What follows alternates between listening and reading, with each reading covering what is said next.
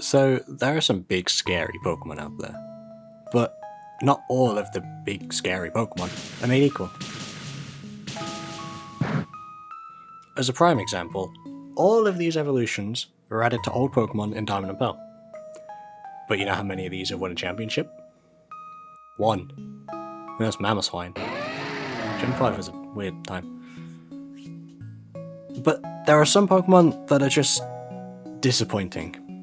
We all have our own ones, like why does Lil Base Form Rotom have less stats than all the other Rotoms? Why did they do that to him? I think that's just unfair on him. But let's go over some of the more generally underwhelming Pokemon that are available in Scarlet and Violet.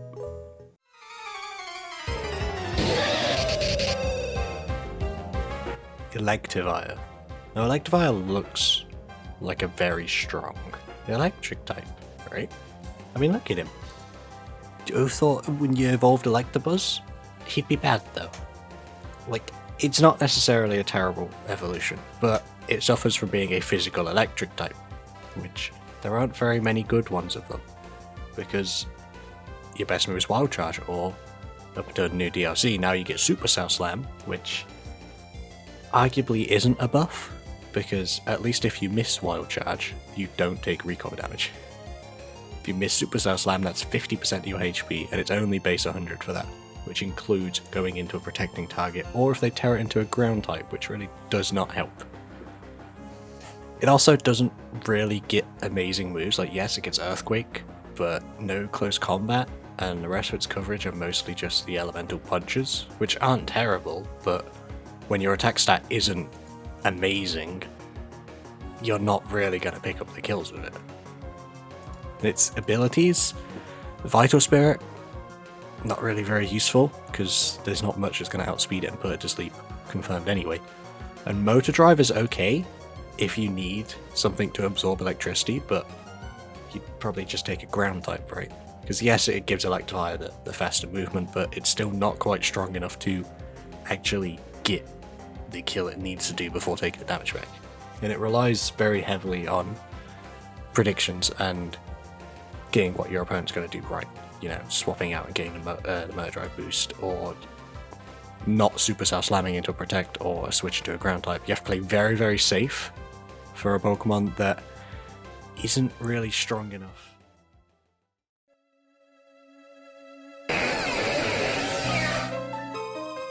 Dusknoir upgrades Dusclops in all the wrong ways. Like, Dusclops is a super strong wall, especially when Eviolite was added. But Dusknoir, the evolution, gets +5 in defenses and HP, and it gets more speed, so it is worse than Trick Room, but they gave it a lot more attack, which isn't very useful for a bulky support Pokemon. Realistically, the attack makes it worse than Dusclops at being a support, because super effective Foul Play now hurts it even more. It also lacks recovery, which Dusclops also does, where they only have Pain Split to recover, which is not bad. But Dusknoir, you know, being the physically offensive one, with his big hands and arms now, doesn't even get Drain Punch as a recovery, which feels like a buff they could have given it so it can actually use its attack and still live, but still just Pain Split.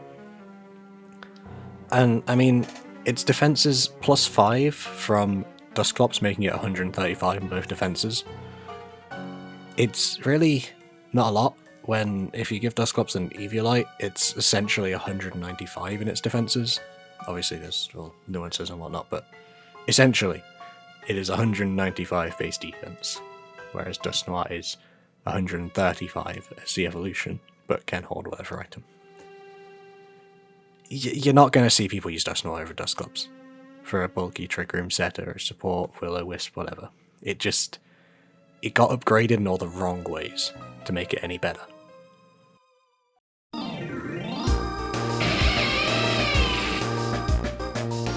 Luxray is once again another electric type that's underwhelming. Who could have seen that coming? He's just essentially the same problems as Electivire. Generally lower stats, some higher bulk, but offenses and speed are lower.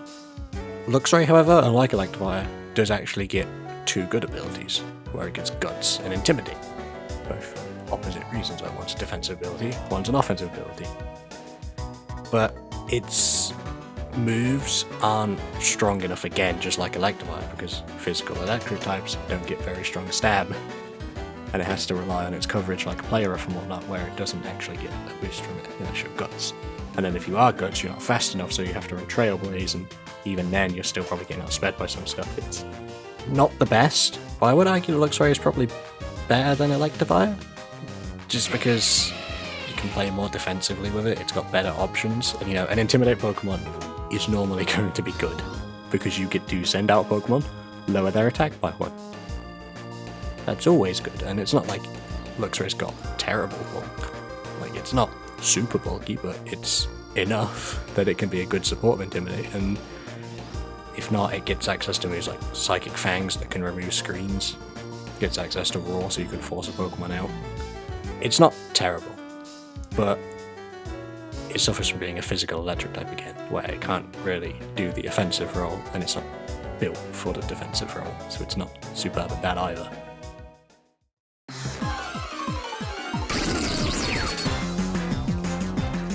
Though Vikavolt isn't necessarily, super bad, because Vikavolt, whilst being super slow, which it really shouldn't be super slow, like it has multiple dex entries that talk about its mobility and how fast it is.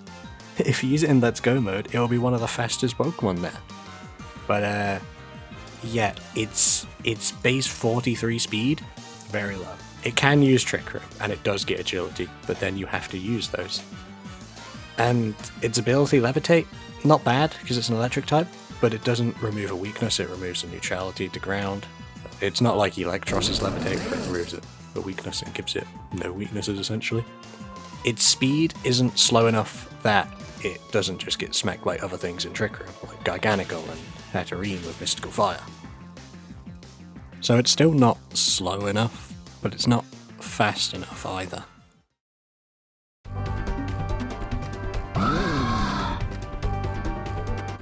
Honchkrow, oh boy, Gen 4 again, where the pre-evolution is going to be used over the evolution. The existence of Honchkrow made Murkrow strong, because now Murkrow can use Eviolite Prankster Tailwind, right, be even bulkier. And I mean, back in Series 1 and 2, before Tornadus came in and took what Murkrow did with Prankster Tailwind, it was used all the time because that's so good with speed control. But Honchkrow doesn't get Prankster. Honchkrow gets Moxie, which is a good ability, but again, lacking the speed to be able to roll over teams with Moxie, and its strong stab moves all have drawbacks. Like Brave Bird will eventually take out Honchkrow, and if you don't want to run Brave Bird, you have to run something like Aerial Ace or Wing Attack, or a much weaker flying type move, or even Fly. And its Dark type stabs, its strongest is Foul Play, which doesn't use Honchkrow's attack stat, so Moxie is useless. But instead you'll have to rely on weaker base 70 moves like Night Slash and Lash Out. I mean, Honchkrow doesn't even get Knockoff, which is one of the best physical dark type moves other than Sucker Punch, which it does get, but has the caveat of you can't hit them if they set up on you. It's lacking good stab moves to use Moxie properly, Crocodile works with it because it gets Stone Edge Earthquake, and you can't really switch much in on Stone Edge Earthquake.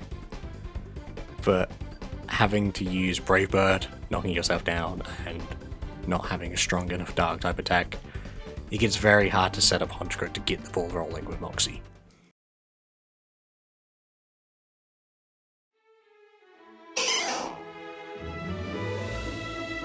Now, Poliwrath, I don't think is necessarily underwhelming. I think Poliwrath got super power crept, but this is a personal choice because I really like Poliwrath.